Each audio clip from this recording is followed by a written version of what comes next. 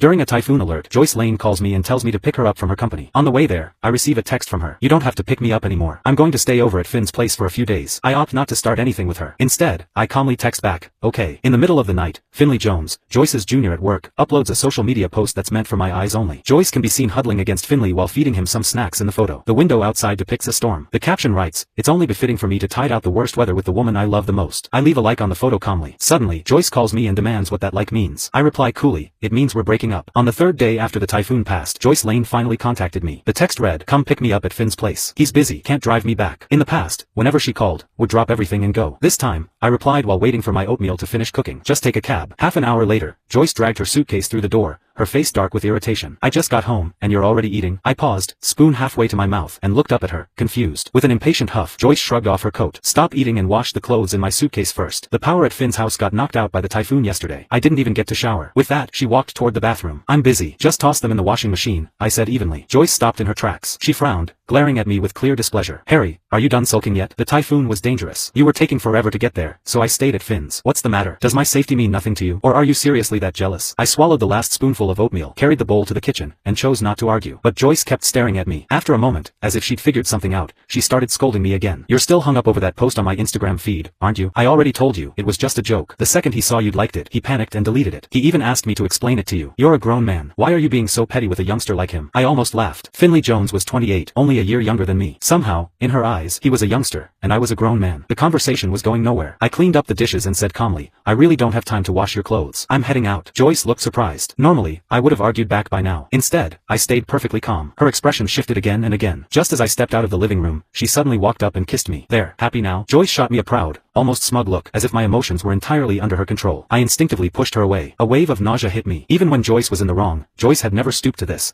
never tried to coax me with a kiss. Yet here she was, doing it for Finley's sake. Judging by the looks of it, whatever could have happened between them in those 3 days probably did. I casually wiped my face and headed to the door to change my shoes. Joyce stared at me in disbelief. Harry, what's that supposed to mean? Are you disgusted with me? No, I replied. Just a bit of a germaphobe. Joyce was just about to lose her temper when my phone rang. My rideshare had arrived downstairs. Seeing me about to leave, she suddenly grabbed my arm. Her expression turned strangely flustered. What's gotten into you today? Where are you going? Work. Joyce heaved a sigh of relief and said with a cold expression, cancel the ride. I'll drive you. Her car was a gift from me, yet she rarely ever let me ride in it. This sudden display of consideration was unprecedented. I was about to refuse, but she had already grabbed the keys from the entryway and walked ahead. Typical of her, she strode ahead with her usual assertiveness. Left with no choice, I canceled the ride and followed her downstairs. The moment I sat in the passenger seat, I noticed an animation sticker stuck to the dashboard. It read, boyfriend's exclusive seat. Joyce had always been meticulous, and she hated unnecessary decorations in her car. It was obvious who had stuck the sticker there. Joyce glanced at my expression,